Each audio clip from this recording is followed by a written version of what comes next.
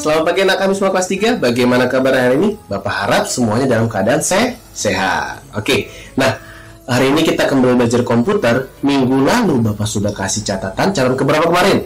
Catatan ke-6. Tentang apa judulnya?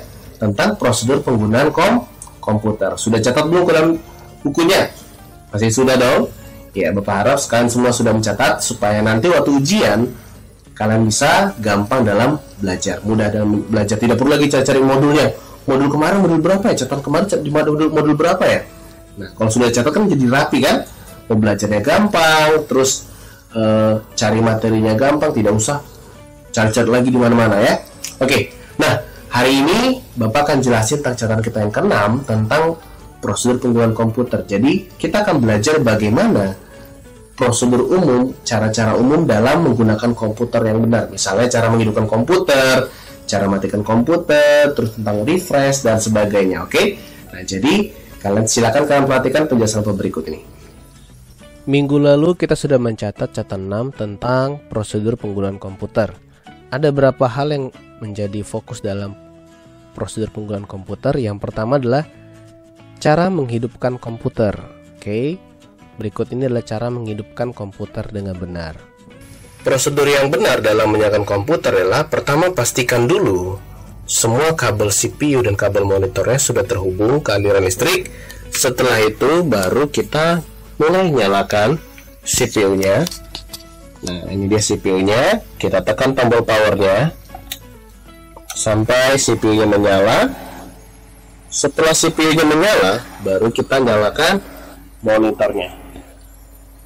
Ini dia. Setelah itu kita tunggu sampai proses bootingnya selesai. Kalau tadi kita menghidupkan komputer, nah sekarang kita akan lihat bagaimana sih cara matiin komputer dengan benar. Oke, silakan perhatikan penjelasan berikut ini. Prosedur yang benar dalam mematikan komputer adalah pertama, kita klik tombol start, kemudian cari tombol shutdown. Start, kemudian kita klik tombol shutdown. Nah, setelah itu tunggu sampai monitornya benar-benar mati. Ini dia. Nah, kalau sudah mati monitornya, baru kita matikan monitornya supaya tidak boros listrik. Oke, itu saja. Yang berikutnya, yang ketiga adalah tombol pada CPU. Nah, secara umum ada dua tombol yang paling penting dalam CPU. Yang pertama adalah tombol power dan yang kedua adalah tombol reset. Nah, kalau kita lihat fisiknya, tombol power itu bentuknya lebih besar. Kalau tombol reset bentuknya lebih kecil. Oke. Nah, itu dia. Nah, tombol power gunanya untuk apa? Tombol power gunanya untuk menghidupkan komputer. Jadi kalau nggak tombol powernya kita nggak bisa hidupkan komputernya ya. Oke, tombol reset. Tombol reset itu, oh ya, tadi tombol power itu lambangnya seperti ini, ya. Itu sama untuk semua barang elektronik. Yang berikutnya tombol reset. Tombol reset itu lambangnya seperti ini, bisa mutar ke arah kanan gini, atau dia hanya tombol biasa tapi di bawahnya ada kata reset. Oke, tombol reset gunanya untuk apa? Gunanya untuk mengulang kembali semua proses komputer tanpa mematikannya. Nah, biasanya ini digunakan kalau misalnya komputer kita hang atau error, tidak bisa diklik, tidak bisa diapain. Kita akan jalan terakhirnya adalah kita reset atau restart namanya.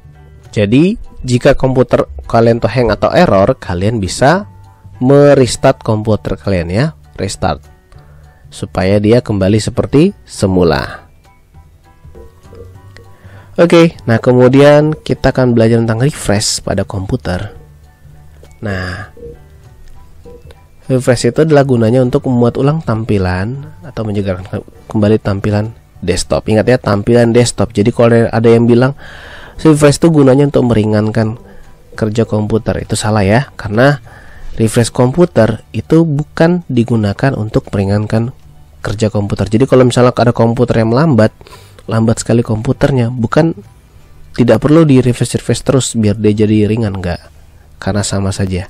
Jadi refresh komputer bukan untuk meringankan beban kerja komputer. Jadi kalau komputer lelet atau lambat sekali, itu faktornya ada banyak kalau dia komputer melambat.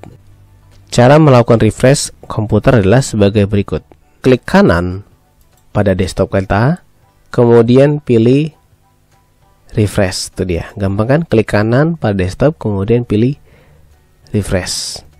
Setelah refresh komputer, prosedur berikutnya adalah sebelum matikan komputer, pastikan yang pertama semua data yang dikerjakan sudah disimpan. Jadi jangan belum disimpan terus dimatiin komputernya, akhirnya datanya hilang. Oke. Nah, kemudian semua program sudah ditutup. Jadi kalau matiin komputer, cek dulu programnya apakah sudah tutup semuanya. Oke. Di modul kita hari ini ada latihan 6. Silahkan kalian kerjakan di buku latihan. Jika sudah selesai, kumpulkan ke sekolah paling lama hari Sabtu tanggal 10 April 2021. Oke. Ya, demikian pembelajaran kita hari ini. Sampai jumpa di pertemuan berikutnya. Bye-bye.